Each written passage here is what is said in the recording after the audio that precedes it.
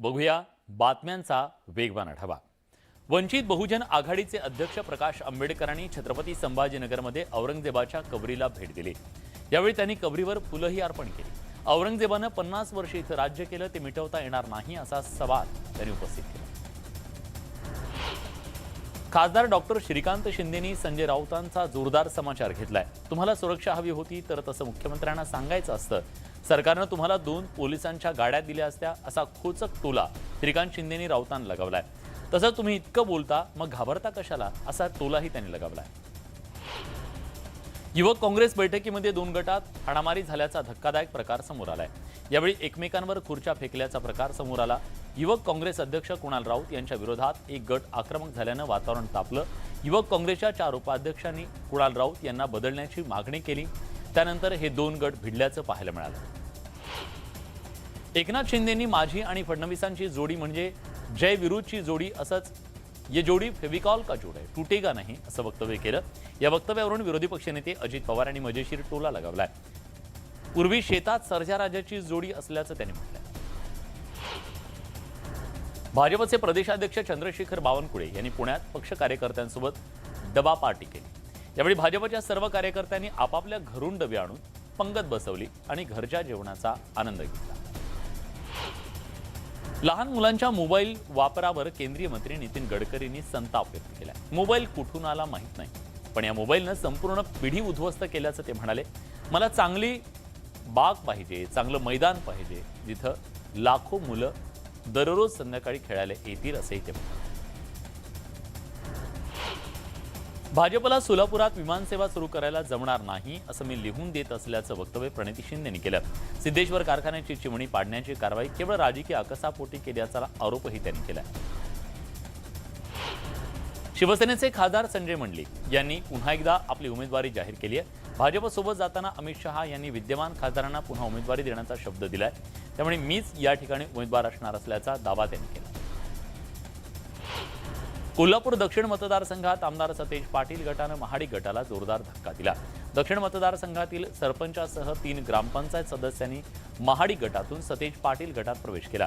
त्यामुळे गडमुडशिंगी या ग्रामपंचायत सत्तांतर झाल्यानंतर एक ग्रामपंचायत सतेज गटाच्या ताब्यात आली। कृषी मंत्री अब्दुल सत्तार दैनिक सामना अंबादास दानवे आणि चंद्रकांत खैरेंना कोर्टातर्फे नोटीस पाठवणार आहेत। वारंवार कृषी विभाग आणि आपल्यावर तथ्यहीन आरोप केले जात असल्याचं सत्तार यांचं म्हणणं आहे। कोल्हापुरात स्थगिती मिळालेल्या कामांना पुन्हा मंजुरी मिळाली असून जिल्ह्याच्या विकासासाठी 78 कोटी 99 लाख मंजूर झाल्याची माहिती खासदार धनंजय महाडिक यांनी दिली आहे। दरम्यान 27 जूनला उपमुख्यमंत्री कोल्हापूर दौऱ्यावर येणार असून यावेळी काँग्रेस राष्ट्रवादीतील दिग्गज पदाधिकारी भाजपमध्ये प्रवेश करणार असल्याचं त्यांनी सांगितलं। विदर्भात ऐन जून महिन्यात आता चक्क हीट वेव्हचा इशारा देण्यात आला। येत्या 25 जूनपर्यंत मान्सून पाठ फिरवणार असल्याचा अंदाज हवामान विभागाने वर्तवला। तसंच 25 जूनपर्यंत सामान्य तापमानात सुमारे 5 अंशांपर्यंतची वाढ होणार असल्यानं हीट वेव्हची शक्यता वर्तवण्यात आली आहे। छत्रपती संभाजीनगरमधल्या किराडपुरा जळपोळ प्रकरणी आरोपींकडून नुकसान भरपाई वसूल करण्यात येणार आहे। 74 आरोपींकडून एकूण 1 कोटी 10 लाख रुपये वसूल करण्यात येणार आहे। तसं पत्र पोलीस आयुक्तांनी जिल्हाधिकाऱ्यांना पाठवलंय। शिर्डीच्या वीजवाहक डीपीवर चढून एका मनोरुग्ण व्यक्तीनं एकच गोंधळ घातला। नवरा बायकोच्या वादातून त्यानं डीपीवर चढून आत्महत्येचा प्रयत्न केल्याची माहिती मिळते। अग्निशमन दलाच्या जवानांनी त्याला क्रेनच्या साहाय्यानं खाली उतरवत ताब्यात घेतलं। अनेक शाळा पालकांना विशिष्ट दुकानातूनच वह्या, पुस्तकं आणि गणवेश खरेदी करण्याची सक्ती करतात। छत्रपती संभाजीनगर जिल्ह्याचे जिल्हाधिकारी आस्तिक कुमार पांडे यांनी अशा शाळांवर कारवाई करण्याचा इशारा दिलाय। बीडमध्ये शाळेच्या वेळेत कागदपत्र तपासणीच्या नावाखाली स्कूल बस अडवणाऱ्या आरटीओ अधिकारी आणि पालकांमध्ये खडाजंगी झाल्याचं पाहायला मिळालं। आरटीओ अधिकाऱ्यांमुळे तब्बल अर्धा तास विद्यार्थी ताटकळत शाळेत उशिरा पोहोचले, त्यामुळे पालकांनी संताप व्यक्त केला। पबजी खेळताना झालेल्या ओळखीचा गैरफायदा घेत अहमदनगरच्या संगमनेर इथल्या तरुणीला हॉटेलवर बोलावून तिचा विनयभंग करण्यात आला। तिला पळवून नेण्याचा प्रयत्न करण्यात आला। बिहारच्या 2 तरुणांनी थेट संगमनेर इथं येऊन हा धक्कादायक प्रकार केला। मात्र सुदैवानं सतर्क नागरिक आणि हिंदुत्ववादी संघटनेच्या कार्यकर्त्यांमुळे मुलीच्या अपहरणाचा प्रयत्न फसला। अहमदनगर जिल्ह्याच्या नामांतरानंतर आता विभाजनाची मागणी जोर धरू लागली आहे। जिल्ह्याचं विभाजन करून श्रीरामपूर जिल्हा करावा या मागणीसाठी नागरिक आक्रमक झाले असून त्यासाठी श्रीरामपुरात कडकडीत बंद पाळण्यात आला. शिंदे सरकारनं नामांतराचा प्रश्न सोडवला, आता विभाजनाचा सुद्धा सोडवावा अशी मागणी केली जाते. महाराष्ट्र जीवन प्राधिकरण विभागाच्या भोंगळ कारभारामुळे बुलढाणा जिल्ह्यातल्या जळगाव जामोद शहराच्या जामनगरमधल्या रहिवाशांना मागील 3 महिन्यापासून पिण्याचं पाणी मिळत नसल्यानं नागरिकांनी नाराजी व्यक्त केली. वारंवार तक्रार करून सुद्धा प्रशासन दुर्लक्ष करत असल्याची खंत महिलांनी व्यक्त केली. बनावट कागदपत्र तयार करून शेतकऱ्यांची जमीन हडपणाऱ्यांवर कारवाई करावी या मागणीसाठी बीडच्या जिल्हाधिकारी कार्यालयासमोर शेतकऱ्यांनी गेल्या 14 दिवसापासून आमरण उपोषण सुरू केले. जोपर्यंत दोषींवर कारवाई होत नाही तोपर्यंत आंदोलन मागे न घेण्याचा आक्रमक पवित्रा शेतकऱ्यांनी घेतला. छत्रपती संभाजीनगरमधल्या MIDCनं उद्योजकांना GST भरण्याच्या नोटिसा काढल्या.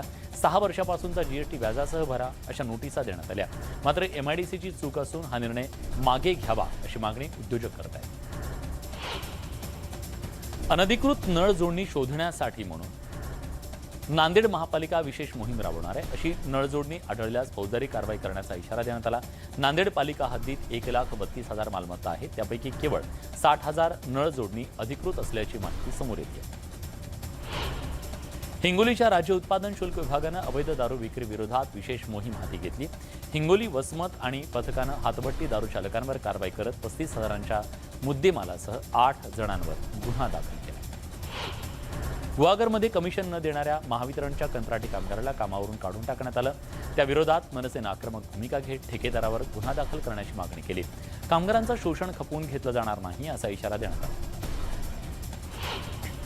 बीडच्या जिल्हाधिकाऱ्यांनी स्वतःच्याच आदेशात सुधारणा करत 43 ग्रामपंचायत सदस्यांची अपात्रता रद्द केली. जात वैधता प्रमाणपत्र वेळेत न दिल्यानं त्यांनी अपात्र करण्यात आलं होतं. पोटदुखी होत असल्यानं 6 दिवसाच्या बाळाला बिब्याचे चटके दिल्याचा धक्कादायक प्रकार यवतमाळमध्ये घडला. या बाळाची प्रकृती गंभीर असून त्याच्यावर जिल्हा सामान्य रुग्णालयात उपचार सुरू आहेत. डॉक्टरांकडे न घेता घरच्या ज्येष्ठांचं ऐकून महिलेनं हा प्रकार केल्याचं समोर आलं. नागपूर जिल्ह्याच्या पारशिवनी तालुक्यातल्या एका तरुणानं शेतीसाठी ऑनलाईन बुकिंग केल्यावर डेपोतून त्याला चक्क माती देण्यात आल्याचा धक्कादायक प्रकार समोर आला. एक ब्रास रेतीसाठी 677 रुपयांचा ऑनलाईन भरणा केला. तसंच 1500 रुपये देऊन ट्रॅक्टर सुद्धा भाड्यानं घेतलं. मात्र प्रशासनानं फसवणूक करत माती दिल्याचं समोर आलं. तहसीलदारांकडे तक्रार केल्यानंतर ते उडवाउडीची उत्तरं देत असल्याचा आरोप करण्यात येतोय. लातूरात कर्कश हॉर्न्स आणि फॅन्सी नंबर प्लेट विरोधात पोलिसांनी मोहीम उघडली. सिव्हिल ड्रेसमध्ये काही टीम बनवून अशा वाहनांवर कारवाई करण्यात आली. जळगावच्या भुसावळ शहरातल्या जुगादेवी परिसरात कोट्यवधींचा खर्च करून उभारलेल्या क्रीडा संकुलाची दुरवस्था झाली आहे. क्रीडा संकुलाच्या संरक्षक भिंतीसह इतर कामांसाठी 7 कोटींची निविदा काढण्यात आली. मात्र प्रशासनाच्या निधीचा अपव्यय होत असल्यानं क्रीडाप्रेमी आणि खेळाडूंकडून नाराजी व्यक्त होती आहे. परभणी बाजार समितीतील कापूस लिलाव खरेदी 21 जूनपासून बंद होणार आहे. बाजार समितीच्या TMC कॉटन मार्केट यार्डावर कापूस साठवणुकीसाठी शेड नसल्यानं कापूस पावसात भिजल्याची शक्यता आहे. त्यामुळे शेतकऱ्यांनी मंगळवारपर्यंत कापूस विक्री करावी असं आवाहन करण्यात आलं. रायगड जिल्ह्यातल्या पशुसंवर्धन विभागाकडून 70,000 जनावरांचं लसीकरण करण्यात आलं. पावसाळ्यात उद्भवणाऱ्या संसर्गजन्य आजारांमुळे पशुधनाची हानी होते. त्यामुळे आजारावर नियंत्रण ठेवण्यासाठी जिल्हा परिषद पशुसंवर्धन विभाग सज्ज झाला. यंदाच्या कापूस हंगामाला हवामान बदलाचा मोठा फटका बसला. एकूण उत्पादनाच्या जेमतेम 20% हापूसचं उत्पादन झालं. कॅनिंग उद्योगाला सुद्धा आंब्याच्या तुटवड्याचा सामना करावा लागला. त्यामुळे यंदा मँगो पल्पचा तुटवडा जाणवणार असून मँगो पल्पचे दर तेजीत राहण्याचा अंदाज आहे. पालघरमधील कृषी सेवा केंद्राकडून शेतकऱ्यांची लूट होत असल्याचं उघड झालं. अनेक कृषी सेवा केंद्र शेतकऱ्यांकडून खताच्या प्रत्येक गुणीमागे MRP पेक्षा 100 रुपये जास्त घेतले जात आहेत. या प्रकरणी कृषी विभागानं एका कृषी सेवा केंद्राला नोटीस बजावली असली तरी जिल्ह्यातील शेकडो कृषी केंद्राकडून ही लूट होत असल्याचा आरोप आहे. रत्नागिरीच्या हर्णे बंदरातल्या गेली 25 वर्ष प्रलंबित असलेल्या जेटी उभारणीचा मार्ग मोकळा झालाय. जेटीसाठी 250 कोटी रुपयांच्या अंदाजपत्रकाला प्रशासनानं मंजुरी दिली आहे. जेटीसोबत विविध पायाभूत सुविधा देखील उपलब्ध करून देण्यात येणार आहेत.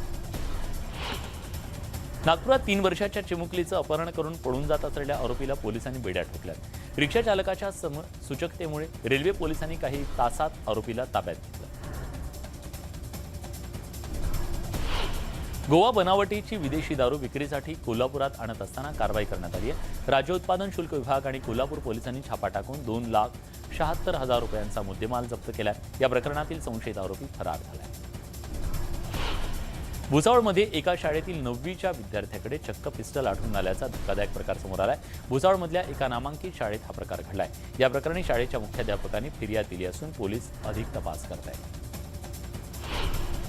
बनावट कागदपत्राद्वारे तरुणानं बोगस मॅरेज सर्टिफिकेट बनवून तरुणीची नाहक बदनामी केल्याचा प्रकार सांगलीच्या वाळवात घडलाय। या प्रकरणी मुख्य आरोपीवर कारवाई करण्यात आली असली तरी अजूनही माझ्या जीवाला धोका असल्याची तक्रार तरुणीने दिली आहे। लग्नाच्या रिसेप्शनमध्ये डीजेवर नाचण्याच्या वादातून एकाची हत्या झाल्याचा प्रकार चंद्रपुरात घडलाय। डीजेवरून वाद झाल्यानंतर 5 ते 6 जणांनी एकावर लाठ्या-काठ्यांनी हल्ला केला। उपचाराच्या दरम्यान त्याचा मृत्यू झाला। पोलिसांनी हत्येचा गुन्हा दाखल करत 5ही आरोपींना अटक केली आहे। अहमदनगर जिल्ह्यातल्या श्रीरामपूर तालुक्यातल्या 13 वर्षीय अल्पवयीन मुलीचं अपहरण करून स्कूल बस चालकानं अत्याचार केल्याची खळबळजनक घटना उघडकीस आली आहे। आरोपीला पोलिसांनी ताब्यात घेतला असून पॉस्को अंतर्गत गुन्हा दाखल केला गेला। पत्नीबरोबरच्या किरकोळ वादातून 45 वर्षीय पतीनं गळफास लावून आत्महत्या केल्याचा प्रकार समोर आलाय। पैठणच्या तोंडोळी घडलेल्या या घटनेनं परिसरात खळबळ उडाली। ऊसतोड मजुराच्या डोक्यात दगड घालून हत्या केल्याचा प्रकार बीडच्या अंबाजोगाईत घडलाय। महादेव काळुंखे असं त्याचं नाव असून घरापासून थोड्याच अंतरावर त्याचा मृतदेह सापडला। त्याचा एक कान कापलेला दिसून येतोय। पोलिसांनी गुन्हा दाखल करत तपास सुरू केलाय। पिंपरी चिंचवडमध्ये स्पा सेंटरच्या नावाखाली देहविक्रीचा व्यवसाय करणाऱ्या ॲपल स्पावर धाड टाकण्यात आली आहे। पोलिसांच्या अनैतिक मानवी वाहतूक प्रतिबंधक विभागानं कारवाई करत 2 पीडित मुलींची सुटका केली आहे तर एका विरोधात गुन्हा दाखल केला आहे। मुंबई नाशिक महामार्गावर कलंभेमध्ये हायड्रोजन क्लोरिक ॲसिड घेऊन जाणारा टँकर उलटला। चालकाचा गाडीवरचा ताबा सुटल्यानं साधारण 100 मीटरपर्यंत हा टँकर घसरत जाऊन पुलावर आपटला। टँकरमधला ॲसिड बाहेर पडल्यानं आजूबाजूने जाणाऱ्या नागरिकांना श्वसनाचा त्रास झाल्याचं कळतंय। लोणावळ्यामध्ये राष्ट्रवादी काँग्रेस डॉक्टर सेलची 2 दिवसीय निवासी कार्यशाळा आयोजित करण्यात आली। या कार्यशाळेला राज्यभरातील प्रमुख डॉक्टर पदाधिकारी उपस्थित होते। यावेळी आपत्कालीन परिस्थितीमध्ये नागरिकांना मदत कशी केली पाहिजे यावर मार्गदर्शन करण्यात आलं। लातूरच्या निलंगा तालुक्यातल्या संगारेड्डी या गावाजवळ ट्रॅक्टर आणि बाईकची धडक झाली। या अपघातात पती पत्नीचा जागीच मृत्यू झाला। बँकेच्या कामानिमित्तानं हे दाम्पत्य औरादकडे जात असताना हा अपघात झाला। भंडारा जिल्ह्यातल्या गुंथारा फाटा इथं एका भरधाव कारनं बाईकला धडक दिली। या अपघातात एकाचा मृत्यू झाला असून एक जण गंभीर जखमी झालाय तर कार अनियंत्रित झाल्यानं कार समोर असलेल्या झाडावर आदळली। त्यामुळे कारचंही मोठं नुकसान झालंय। पुणे नाशिक महामार्गावर शिवशाही बसला भीषण अपघात झाला। चाकण MIDCतील मुख्य चौकाजवळ ही घटना घडली। दरम्यान प्रवाशांना वेळीच बाहेर काढल्यानं जीवितहानी झाली नाही। पंढरपूरमधील प्रसिद्ध मूर्तींना राज्यासह परराज्यातून मोठी मागणी आहे। विठ्ठल रुक्माई, नंदी महादेव, हनुमान, गणपती खंडोबा अशा देवतांच्या पाषाणातील संगमरवरातल्या मूर्ती इथं मिळतात। त्या खरेदी करण्यासाठी वारी काळात मोठी गर्दी होते। तुळजाभवानी महाद्वाराबाहेर सावलीच्या कामाला गती आली आहे। याद्वारे भाविकांना ऊन वारा पाऊस यापासून संरक्षण मिळणार आहे। मंदिर संस्थांच्या वतीने महाद्वारातल्या भवानी रोड या रस्त्यावर मंडप टाकण्यात आला। शनीच्या 3.5 पीठांपैकी पूर्णपीठ असलेल्या नांदगावच्या नस्तनपूरमध्ये भाविकांनी दर्शनासाठी मोठी गर्दी केली। शनी अमावस्येच्या निमित्तानं राज्यातील तसंच परराज्यातील भाविकांनी शनीचं दर्शन घेतलं। बहुप्रतीक्षित आदिपुरुष चित्रपट देशभरात प्रदर्शित झालाय। चित्रपट रिलीज होताच विरोधक सुरू झाले। या चित्रपटाला हिंदू सेना विरोध करते। चित्रपटात भगवान श्रीरामांची खिल्ली उडवण्यात आल्याचा आरोप आहे। त्यामुळे दिल्ली उच्च न्यायालयात जनहित याचिका दाखल करून चित्रपटावर बंदी घालण्याची मागणी करण्यात आली आहे। हिंदू सेनेचे राष्ट्रीय अध्यक्ष विष्णू गुप्ता यांनी उच्च न्यायालयानं सेंट्रल बोर्ड ऑफ फिल्म सर्टिफिकेशनला चित्रपटाला प्रमाणपत्र देऊ नये असे आदेश द्यावेत अशी मागणी केली। बॉलिवूड अभिनेता सनी देओलचा मुलगा करण लवकरच विवाह बंधनात अडकणार आहे। करणच्या लग्नाच्या प्री फंक्शनची तयारी जोरदार सुरू आहे। मेहंदीनंतर संगीत सोहळा देखील जल्लोषात पार पडला। यावेळी सनीनं आगामी सिनेमा गदर 2 मधल्या तारा सिंगची भूमिका साकारली। तरीनं या सिनेमातील गाण्यावर डान्स करत सगळ्यांची मनं जिंकली.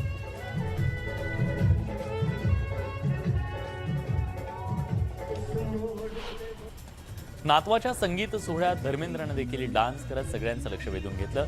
धर्मेंद्र यांनी नातू करणसोबत यमला पगला दिवाना या गाण्यावर ठेका दिला. त्यांच्या या डान्सचा व्हिडिओ सोशल मीडियावर व्हायरल.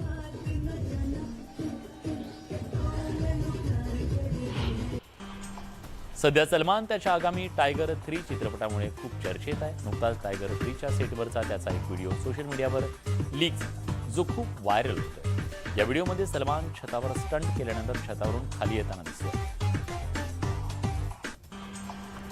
बॉलिवूड अभिनेता हर्षवर्धन राणे आपल्या डॅशिंग अवतारामुळे नेहमी चर्चेचा विषय ठरतो. हर्षवर्धन शूटिंगमधून वेळ काढून नेहमीच जंगल सफारीचा आनंद लुटताना दिसतो. नुकताच त्यानं जंगल सफारी दरम्यानचा एक व्हिडिओ शेअर केला, ज्यात तो आपल्या कॅमेऱ्यात बिबट्याला कैद करताना दिसतोय.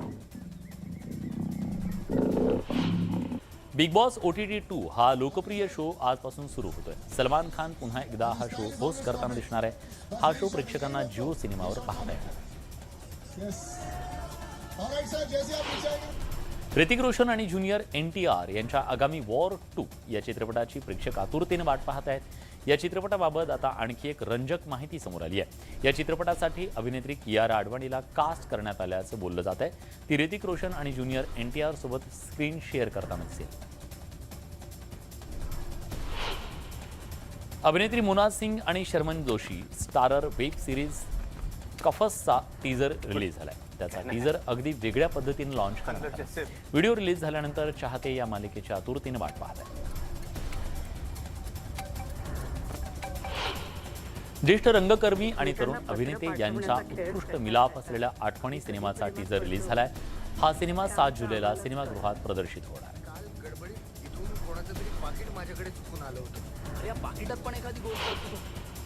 मराठमोळी अभिनेत्री उर्मिला कोठारे आपल्या नृत्याच्या शैलीमुळे नेहमी चर्चेत असते. नुकतंच तिने एका क्रूजवर कथ्थक नृत्य प्रकार सादर केला. उर्मिलाच्या डान्सचा व्हिडिओ सध्या व्हायरल.